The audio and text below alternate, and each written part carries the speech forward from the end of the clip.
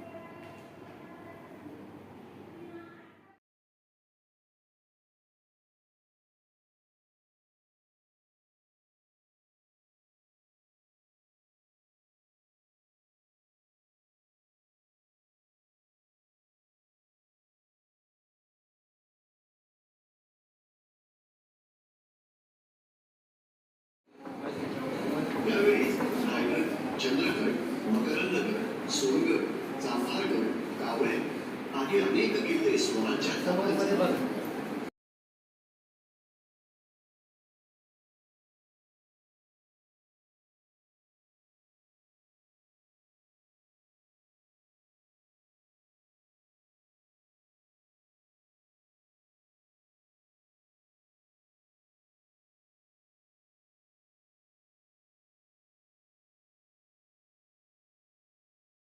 आणि मुख्य म्हणजे केवळ 50 वर्षांच्या आयुष्यात सर्वांना आपलंसं करून आणि शत्रूंशी तितक्याच कठोरपणे वागून आपलं उदात्त ध्येय साध्य करण्याची त्यांची दूरदृष्टी पाहिली म्हणजे आपण थक्क होऊन जातो.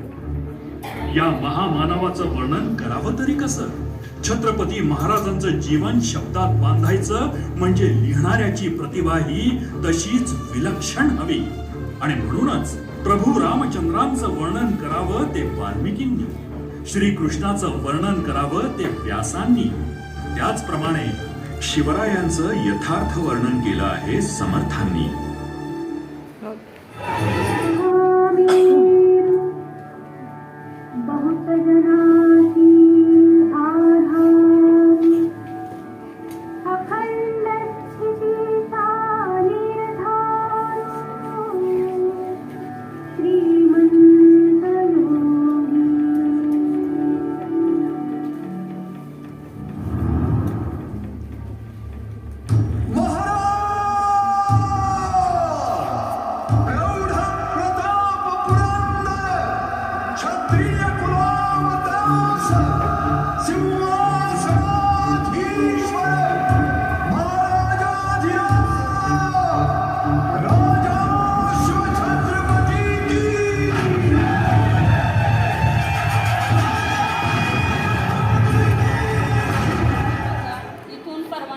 शिवाय कोणालाही आतमध्ये सोडलं जात नव्हतं, म्हणून नाव देण्यात आलं आहे परवानगी दरवाजा.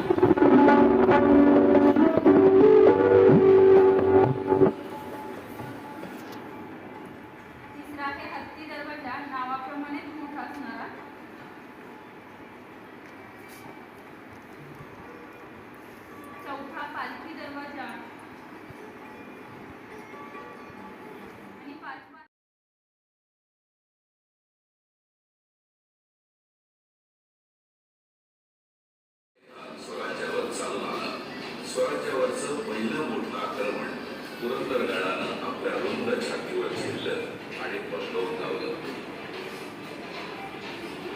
महाराजांना मोठा विजय मिळाला.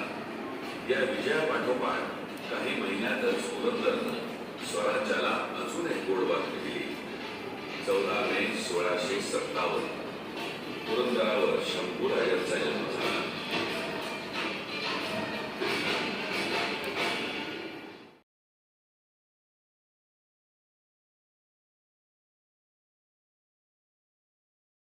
अगडबंब तोफा प्रत्येकी 3-3 दिवस चढळून एका पाठोपाठ एक करत दिलेर खानला हव्या त्या ठिकाणी पोहोचल्या.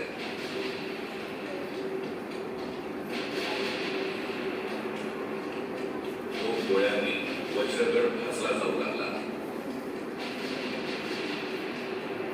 13 दिवस जीवावर उदार म्हणून वज्रगड लढला आणि अखेर त्याच्यावरती कोसळली. वज्रगड पडला आणि पुरंदरच्या गळ्याला फास पडला. दोन्ही किल्ल्यातील भैरवखिंड आणि शेजारची माझी मुलांकडे गेली.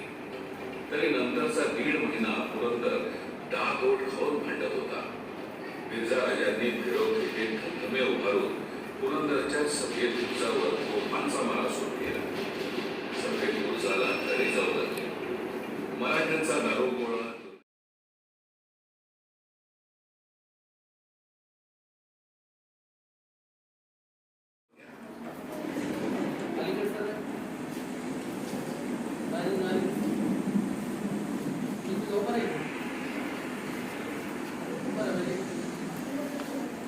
दुर्दैवानं सिद्धी जोहरच्या काही वीरांनी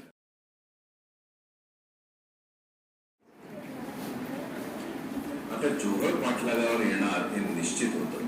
म्हणून चकवा देण्यासाठी दुसऱ्या पालखीत महाराजांसारखीच वेशभूषा केलेले शिवा काशीत बसले. महाराजांची पालखी दुसऱ्याच आडवाटेला जंगलामध्ये शिरली आणि त्यांची अपेक्षा होती तेच झालं. जोहरनं आपला जावई सिद्धी मसूद याला पाठवलं. बऱ्याच वेळ दौड करून त्यानं शिवा काशीद यांची पालखी पकडली आणि त्यात शिवाजी राजे आहे असं समजून त्या पालखी सकट सगळे छावणीकडे परतले.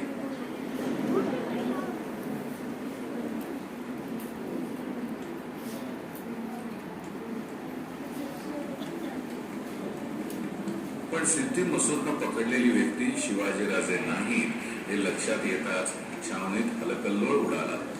चिडलेल्या जोहरनं स्वामीनिष्ठ शिवा काशीद यांचा बहुधा शिरच्छेदच केला असावा.